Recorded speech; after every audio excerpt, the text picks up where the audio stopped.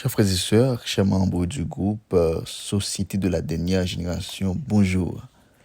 Nous retournons maintenant pour une autre partie leçon. Qui c'est des témoignages sont sûrs. C'est une leçon pour aujourd'hui. Prions le Seigneur. Dieu trois fois saint, nous nous merci. Merci du fait que vous te permettez nous dormir et nous lever en bien. Jean que nous toujours dit, aller dormir, c'est une habitude que lié. Mais lever chaque matin, c'est une grâce. Merci pour grâce, ça, papa. Mais côté que nous allons étudier parole, que vous accompagner nous. Au nom de Jésus, Amen. Leçon 3, le Seigneur règne. Verset à mémoriser. C'est le Seigneur qui est roi. Il est revêtu de majesté. Le Seigneur est revêtu et il se ceint de force. Aussi le monde est ferme, il ne vacille pas. Psaume 93, verset 1er. Tes témoignages sont sûrs.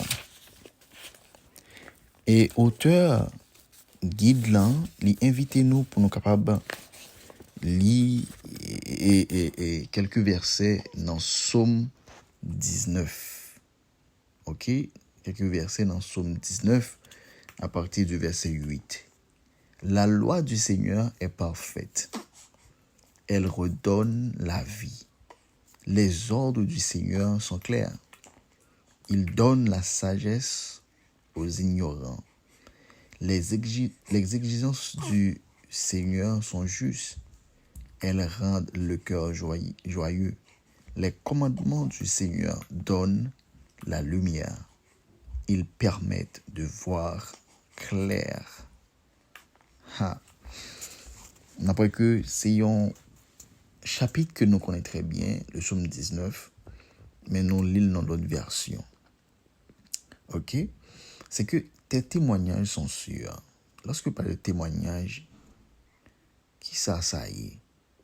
Qui ça lié en fait? Si nous parlons de ça.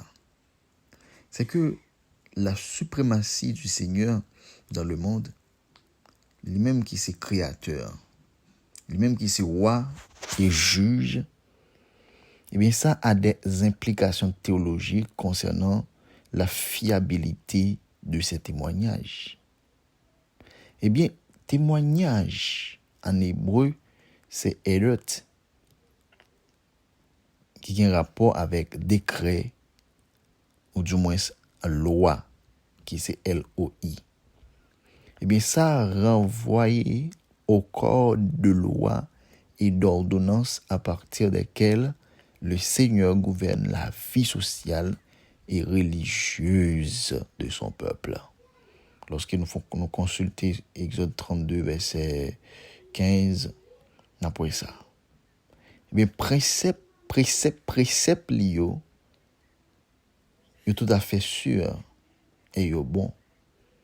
Et il reflète la stabilité et la permanence du trône de Dieu et du monde qu'il a créé et soutient. C'est que, mes frères et sœurs, le mot hébreu traduit par sûr, eh bien, il sorti dans le mot amen. Traduit la notion de fiabilité, de fidélité et de solidité.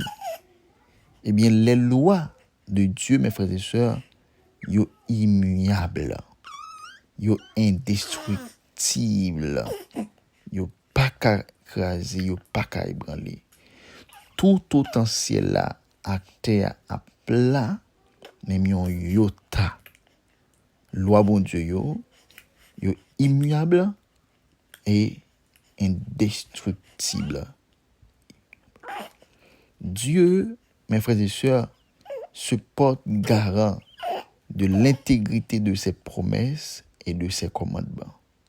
La fidélité de Dieu est à la fois pleinement rassurante car elle garantit le caractère invariable de son règne est pleinement exigeante car elle demande au peuple qu'il fasse confiance à Dieu et lui obéisse. En même temps, l'absence de justice dans le monde il décrit de manière poétique comme un séisme ébranlant les fondations de la terre. La loi de Dieu enseigne le peuple dans la voie de la justice, afin que leur vie résiste au jugement de Dieu.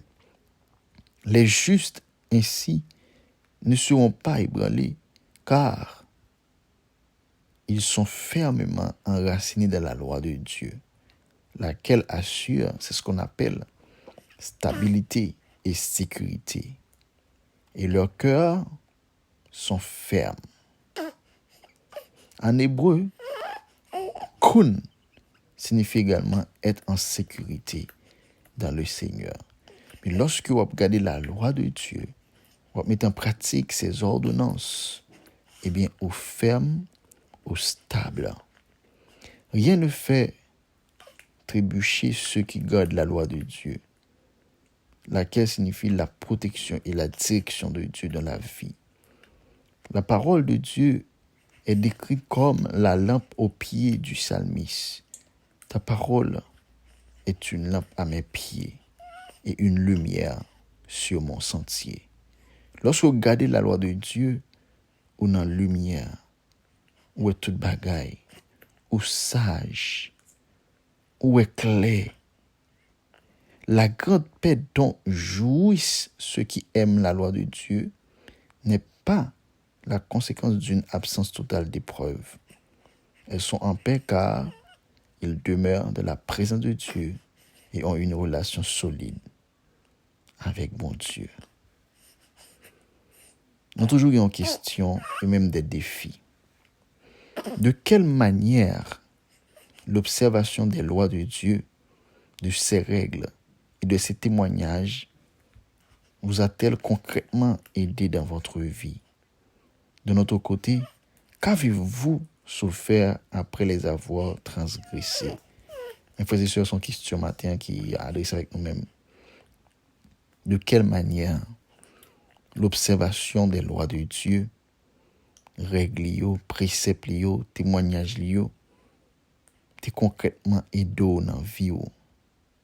De l'autre côté, qui sont tes sentis, qui sont tes souffrir après que ou t'as fini transgresser yon là-dedans?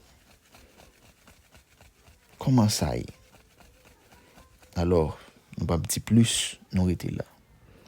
C'était votre serviteur, votre ami, Guy Caleb. Merci. À la prochaine. Et n'attendez commentaire, n'attendez lumière.